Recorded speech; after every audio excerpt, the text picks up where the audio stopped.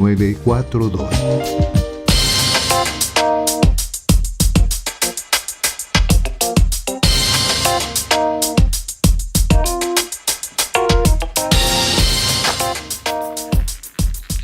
Y estamos ya de vuelta en Política en Vivo y vamos a tener el gusto de compartir esta segunda parte de nuestro programa con el doctor en Filosofía, en Ciencia Política, investigador del Núcleo de Humanidades y Ciencias Sociales Faro UDD, Miguel Ángel Fernández. Estimado, querido Miguel Ángel, ¿cómo estás tú? Qué gusto saludarte, muy buenas tardes.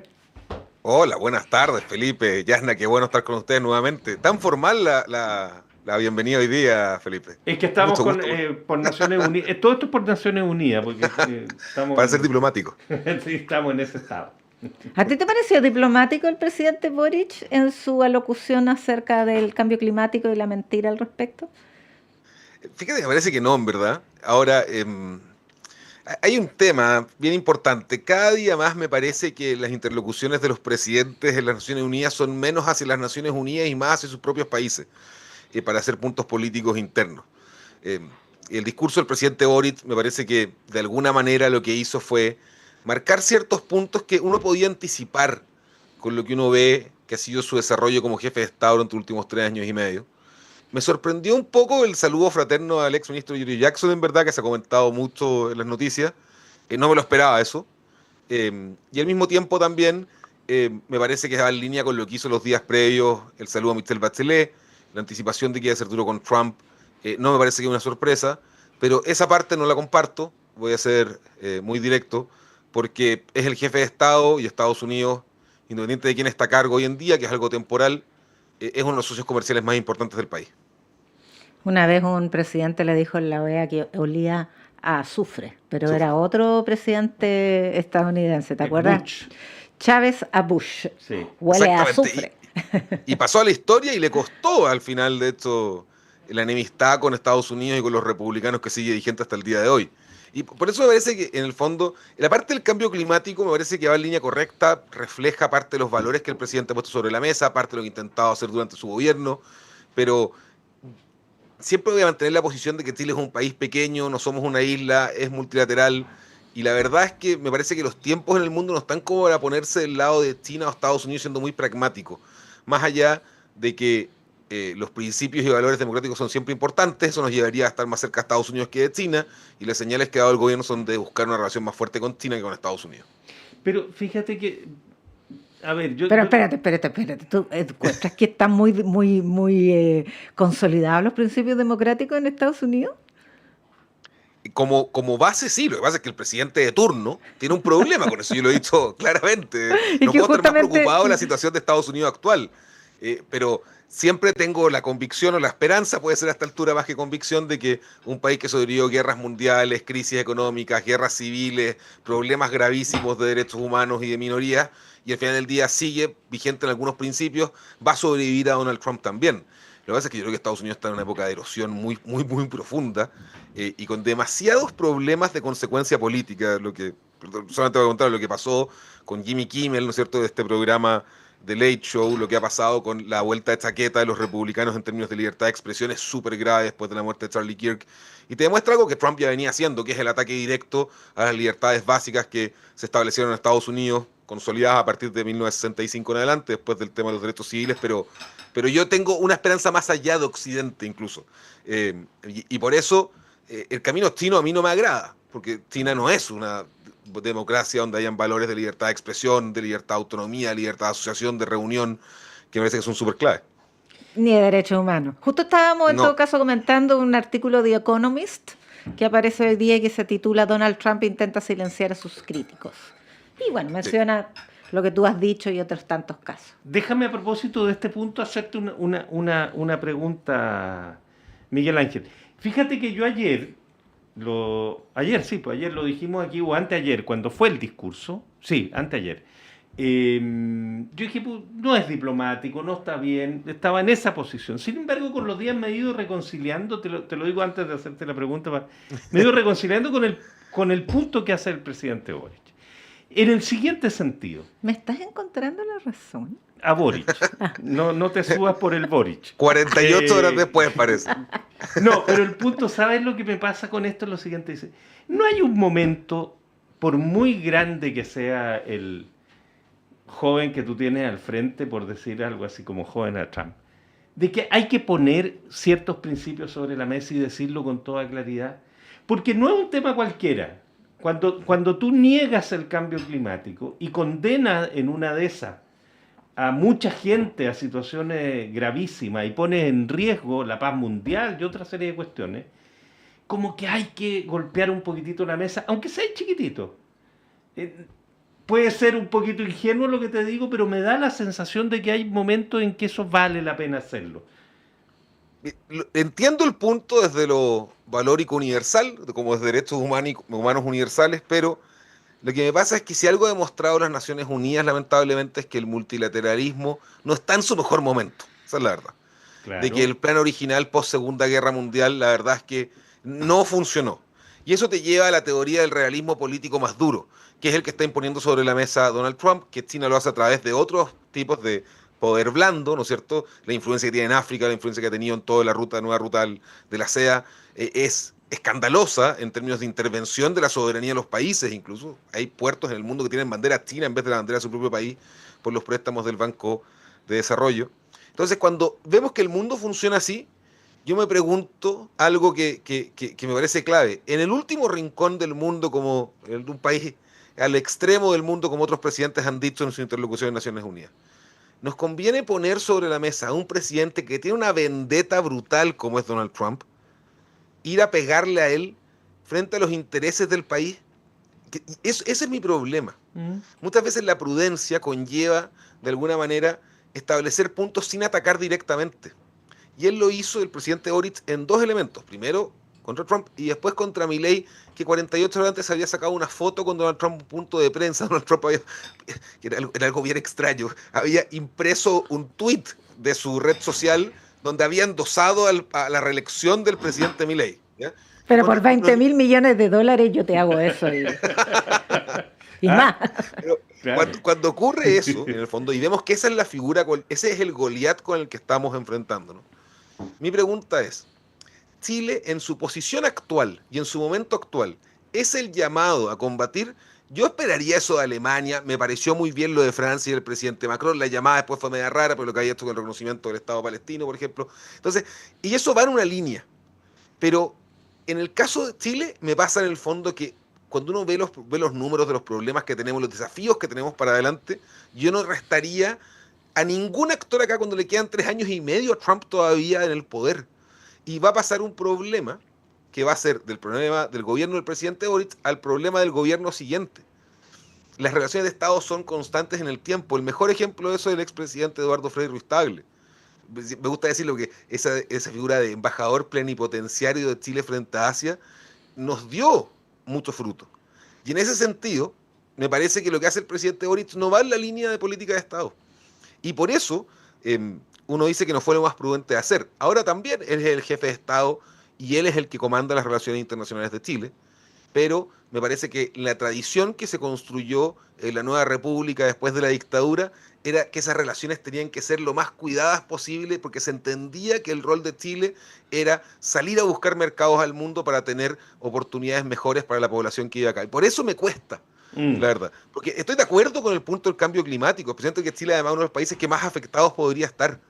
Entonces es una disyuntiva interna que a mí vi el mensaje del presidente Boric y por un lado uno decía, me parece muy bien el punto, por otro me da la preocupación de un presidente con la vendetta de Donald Trump y con el temperamento de Donald Trump, ¿qué puede significar para nosotros? Ahora, Donald Trump parece que está más preocupado de la escalera mecánica y el teleprompter de la ONU que de lo que hayan dicho o dejado de decir. Pero anécdota aparte, ¿qué te pareció la proclamación de Michelle Bachelet? Mira, yo aquí, por ejemplo, creo que los candidatos presidenciales de la oposición se equivocaron, fíjate.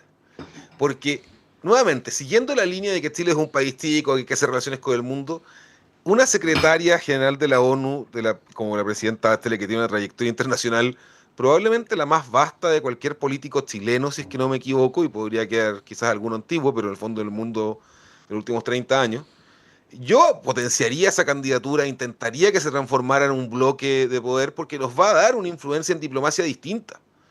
Y eso me parece clave para las relaciones de Chile. Ahora, me pasa otra cosa. Si yo fuese la presidenta Bachelet, no sé si me metería el cargo de secretaria general de la ONU en este momento, porque le va a tocar de nuevo 3 años de Donald Trump y va a depender de un bloque latinoamericano que tambalea con, ¿no es cierto?, los cambios de gobierno que hay, y un bloque europeo que no me parece que tenga una dirección clara. De repente está contra Donald Trump, de repente se pone, ¿no es cierto?, del lado de los valores occidentales. Entonces es muy, muy complejo no solamente la candidatura, que me parece que va a ser muy compleja, sino que además en el caso que llegase a ser exitosa, va a necesitar una muñeca política la expresidenta que no se va a comparar a nada que le ha pasado antes en el tiempo. Pero fíjate que yo, claro, todos hemos pensado en los dos grandes problemas que tiene esa elección y que son los detentores del veto en el Consejo Así de es. Seguridad que tiene que proponer al futuro secretario general. Pero con Estados Unidos, a lo mejor Estados Unidos está contento con ella después de la reprimenda como alta comisionada de derechos humanos a China y a Venezuela. China. Y respecto de China, Rusia, bueno, tiene un gran aliado. Fíjate que ayer la abrazó con una efusión impresionante que es Lula. Sí.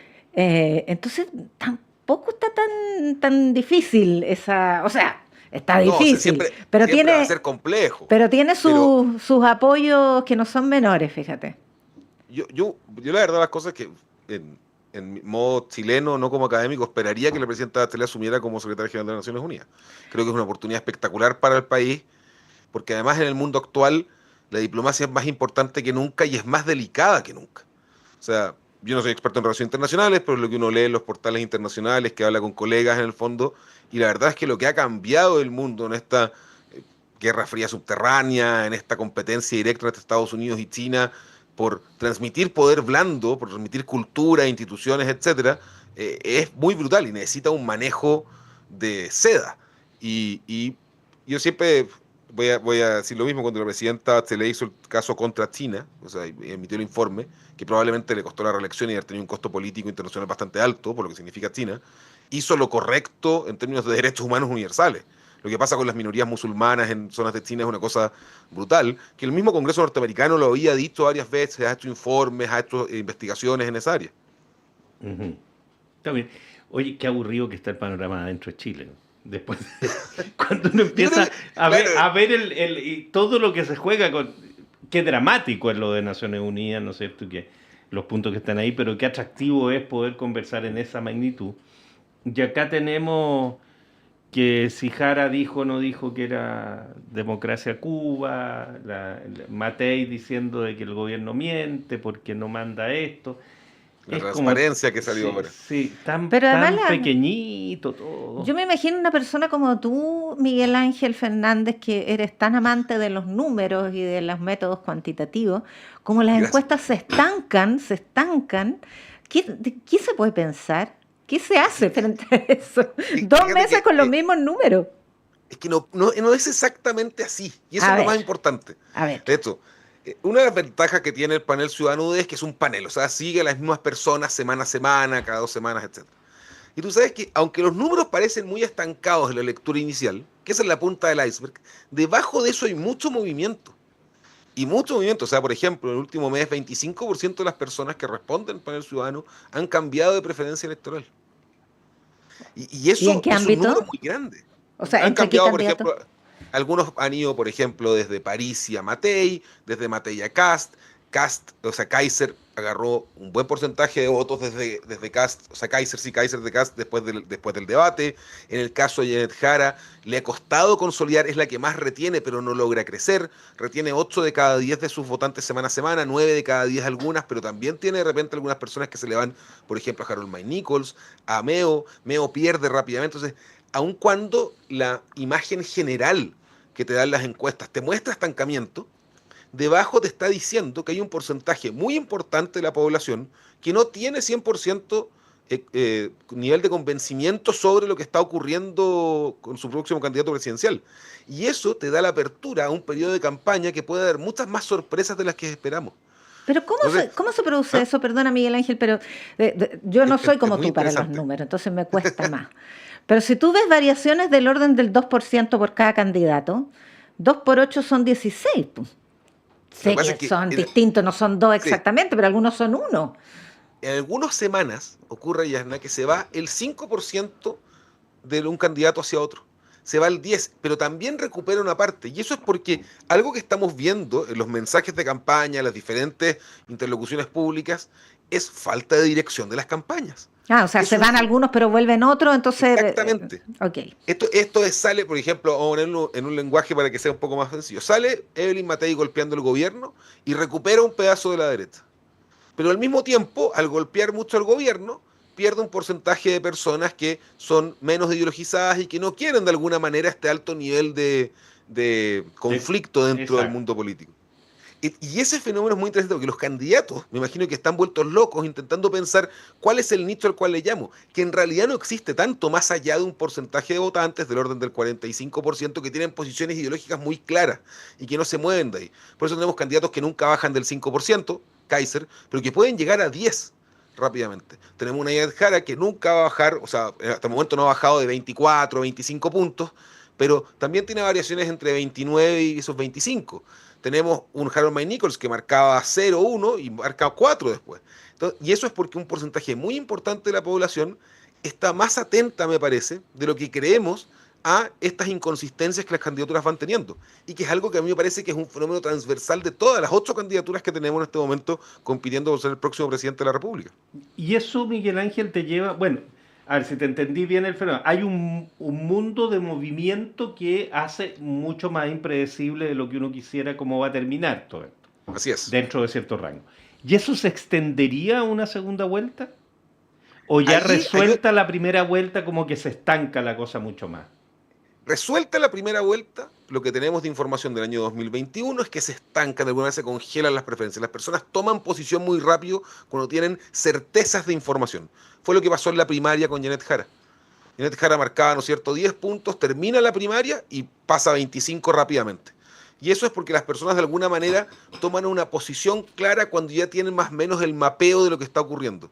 Probablemente va a pasar algo parecido entre al finalizar la primera vuelta en las 4 semanas siguientes, porque nada nos dice predecir de que el tono político va a cambiar mucho durante esas 4 semanas. Probablemente solamente se va a acrecentar si las candidaturas que pasan una segunda vuelta son Jara y Cast, como están hoy en día diciendo las encuestas. Ujú. Pero la verdad es que estamos en una carrera de 5 puntos. Y eso es muy relevante. Si la candidatura de Cast cae 5 puntos y Matei repunta 5 puntos, ya están en virtual empate en las encuestas. ¿Y tú Por eso ende, lo ves ¿ah? con lo ves como algo que desde la perspectiva ya no tan numérica, sino que más de la estrategia que se está jugando, lo ves como algo que tiene algún grado de viabilidad o Me está parece que demasiado firme todo? las candidaturas lo están intentando, pero como no tienen raíces suficientemente sólidas con el electorado, que es un problema que venimos viendo hace Mm, tiempo en la política chilena, mm. no son capaces de interpretar bien lo que está ocurriendo. Por ejemplo, el error del video de Evelyn Matei durante el fin de semana, que ponía, ¿no es cierto?, a Luis Silva y a Beatriz Evia dentro del video de propaganda, que tuvo que salir el presidente de la UDI a explicar. A ella la pone, ¿no es cierto?, en la posición más centrista posiblemente que ha tomado en su carrera política. Pero inmediatamente, ¿no es cierto?, todo el espectro más a la derecha la critica y tiene que regular y dar un pie atrás. Eso le permitió encontrar algún porcentaje de apoyo en personas que no están a favor ni del primero ni del segundo proceso constitucional, pero también rápidamente le hace perder bonos en sectores más a la derecha. Entonces, cuando lo que está ocurriendo es que las candidaturas no son capaces de interpretar bien cuál es su propio electorado, que me parece que en gran parte es función del efecto del voto obligatorio y la incorporación de estos 4 o 5 millones de votantes que no tenemos mucha claridad hacia dónde apuntan, la verdad las cosas es que cualquier elección es mucho más líquida que lo único que cree, como se decía antiguamente. Y eso es un fenómeno que a pesar de que las encuestas estén, entre comillas, estancadas, puede tener cambios muy rápidos. Una muy mala performance en un debate, por ejemplo, puede transformarse en un cambio significativo de 4 o 5 puntos que permita pensar que la primera vuelta no está decidida. Mm. Y por eso los candidatos también intentan arriesgar poco muchas veces, intentando ir a 3 puntos centrales. En el caso de la oposición, golpear al gobierno, que saben que de alguna manera se le va a dar créditos por el nivel de aprobación, en el caso de Janet Jara, intentar seguir construyendo bases más amplias, que eso le trae problemas, la separación con el Partido Comunista probablemente le da un punto, y después en términos de, nuevamente, quién es más duro con delincuencia, que es el gran tema que tienen, pero que al mismo tiempo también tenemos elementos como lo que pasó con la Sociedad Nacional de Agricultura, está bien. Que pone sobre el gracias, que pone sobre el tema, ¿no es cierto?, el punto del campo chileno y la mano de obra para poder hacer cosecha, y Kast y Kaiser se van en contra de ello, y Matei empieza a regular de alguna manera. Entonces eso da otro mensaje público que me parece que la gente está mucho más atenta a aquello de lo que creemos. Yo estoy convencido de que, a pesar de que hay muchísima gente que dice que no quiere ver elecciones presidenciales, está cansado de las elecciones, el entorno mediático y el entorno de redes sociales nos bombardea de eso diariamente, de manera directa o indirecta. Miguel Ángel, leí, si mal no recuerdo, que en los estudios que ustedes han hecho está también el zoom a el votante obligado y el votante habitual. Sí. Y en el votante obligado prevalece Kast. Sí, muchísimo. ¿Y eso se mantiene? Se mantiene. De hecho, la verdad, las cosas es que las candidaturas siempre, en este momento, están en una complicación doble. Janet Jara le va bien en el votante habitual. Y de hecho le va también que llega a 30 puntos en las encuestas. Y a los votantes de oposición les va bastante bien, o sea, a los candidatos de oposición, en el mundo del votante obligado, este votante que va a tener su primera elección presidencial este año. Y fíjate que eso se mantiene bastante estable. Hay ciertas candidaturas que logran nivel de equilibrio, Evelyn Matei, por ejemplo. Pero eso es ¿por qué? Porque ese mundo que no está tan compenetrado con los partidos políticos, ese mundo que no se vincula con ninguna tradición política en Chile de los últimos 35 años, básicamente es muy contingente. Y en este momento lo que le refuerzan día a día es el tema de la delincuencia. Y además con muchísimas interlocuciones al modelo Bukele, muchísimo efecto desde lo que conversamos ahora de la ONU de Trump, que se establecen como estas figuras, no sé cómo decirlo, pero más avasallantes, y para no utilizar otra palabra, que de alguna manera van replicando en la mente del ciudadano y van actualizando sus preferencias semana a semana. Cuando una persona, cualquiera de nosotros, ve las noticias todos los días, o ve un ratito de noticias, o escucha la radio un rato, lo que está ocurriendo es que enfrenta nueva información y va actualizando lo que ya pensaba de antes. Y eso le refuerza en el tiempo, que al votante obligado le va reforzando la idea de que tenemos una crisis de seguridad muy fuerte. Y desde allí va a buscar a seleccionar un candidato. Entonces, por eso me parece que, a menos que haya un cambio dramático en términos del entorno mediático en Chile, que nada me parece apuntar que fuese a cambiar, a menos que venga algo exógeno, un ovni, algo por el estilo, por eso está la carrera de alguna manera tan inclinada hacia lo que es los candidatos de oposición, que cuando uno los suma, en realidad tienen una fuerza que probablemente jamás habíamos visto en los últimos 35 años en Chile. Uh-huh.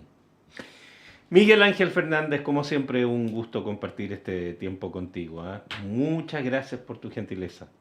No, muchas gracias por la invitación. Estuvo muy entretenido, aunque quizás me fue muy embolada estadística con las encuestas, pero eso es para que vean que no está todo tan congelado como se cree. No, está bueno, porque cuando uno rompe las premisas es cuando más sirve la entrevista. Gracias, entonces. Espero haberlo logrado. Gracias, Miguel Ángel, que estés muy bien. Ya nos vamos. Fernando González, juega tenis, Fernando González, no hace la producción de este programa. Fernando, es que se me cruzó la Tania González por la cabeza. Fernando Sepúlveda ha estado en la producción periodística, Patricio Núñez y Ariel Acevedo. ¿O está Alexis? No, Alexis, pues. ¿Alexis Sánchez o Fernando González? Es un enredo total. No, Patricio Núñez y Alexis Gaete en la puesta al aire. Muchas gracias por su compañía. Mañana hay panel de día viernes que va a estar en las brillantes manos de Yana Levin. Yo me despido hasta el lunes. Mis manos no brillan.